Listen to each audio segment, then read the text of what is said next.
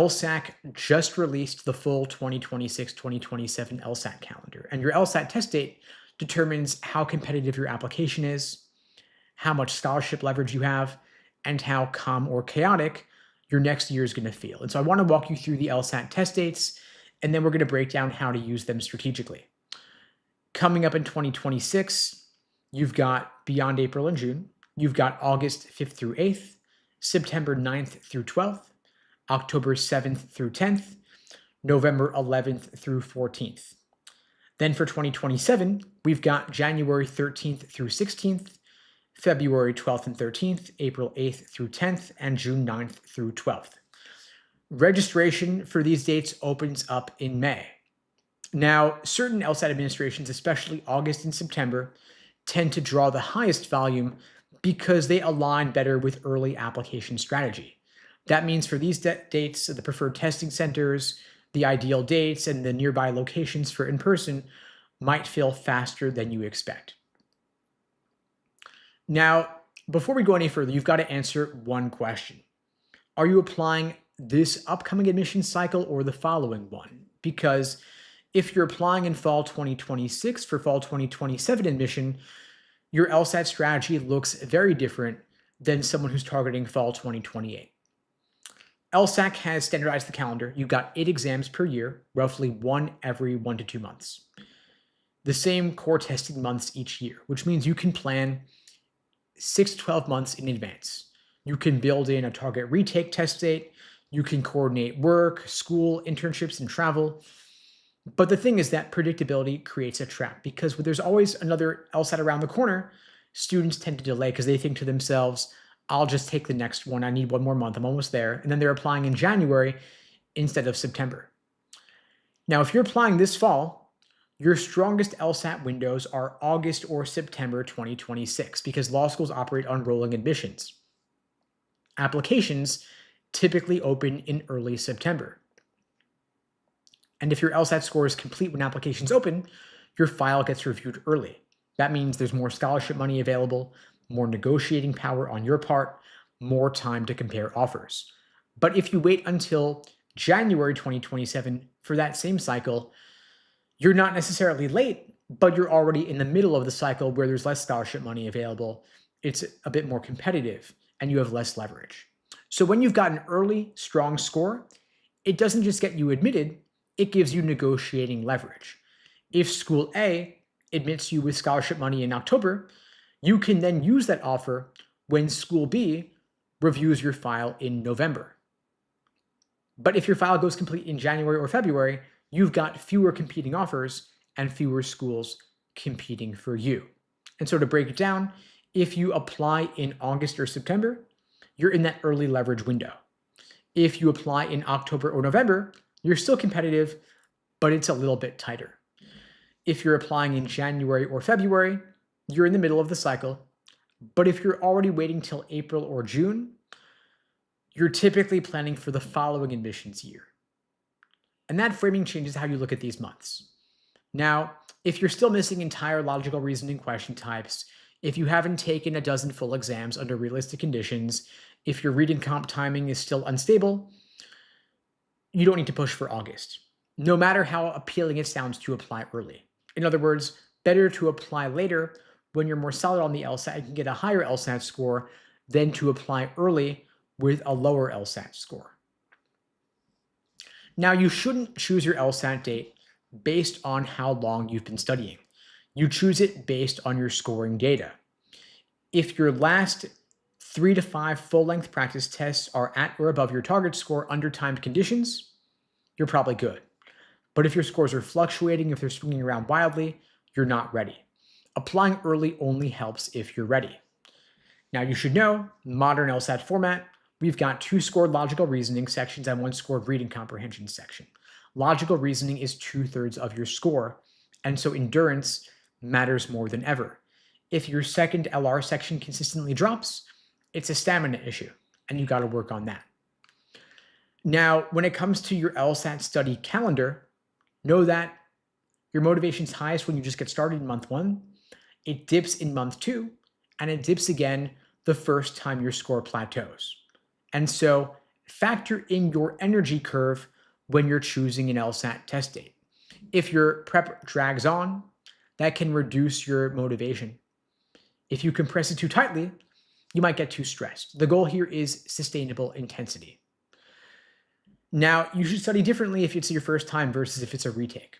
If it's your first attempt, your priority is stability. You got to take full-length exams, maintain a consistent score, keep your timing disciplined, and maintain your endurance.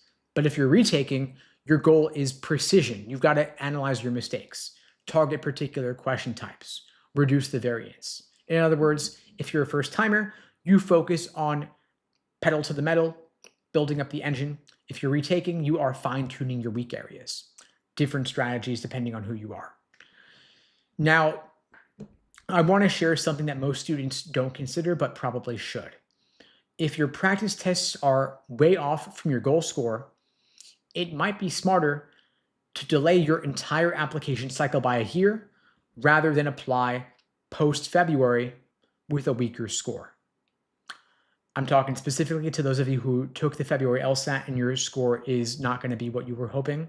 If you were aiming for a 170, your practice tests going into it were not higher than a 160, it probably isn't jumping up 10 points. Of course, you'll find out in a couple weeks, but assume by default, you'll need to retake in April or June.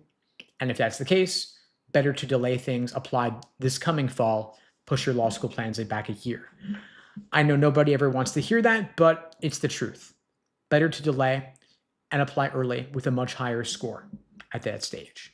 If you have a stronger LSAT next cycle, it's going to outweigh being on time this year. And remember, LSAT scores are valid for 5 years. That means taking the LSAT earlier than you apply is not a waste. If you get a strong score in June, that could serve you for multiple admission cycles if you need to. Now let's talk logistics, because that's where students get blindsided. If you want to take the LSAT remotely, your last chances are April and June of this year. After that, in-person testing becomes the default unless you qualify for accommodations or can show extreme hardship. And the environment matters because some students do better at home, others do better at a testing center.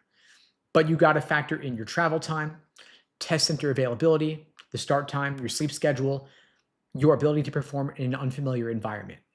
All of that matters a great deal. Now, your LSAT date determines when you should work on your personal statement. If you're taking the LSAT in August, your score is going to come back end of August. You can apply as soon as applications open in the fall.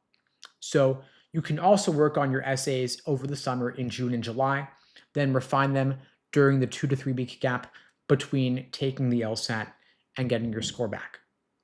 If you're taking it in October, you still got that same 2 to 3 week window, and you could also work on essays anytime between now and then. The best essays are written over the course of several months, and they go through round after round of revision. Now, given that the LSAT is offered 8 times a year, you can plan at least 2 attempts intentionally. You've got your first attempt and a backup. So for example, take it in June for your first, August for your second, or August for your first, September for your second. Either way, you've got a month or 2 in between to drill your weak areas, take some more practice tests, and refresh yourself. But what you don't want to do is take it in November for your first, January for your second, and then apply in February, because then you're later in the cycle. And if you're watching this now, no reason to push things back that far.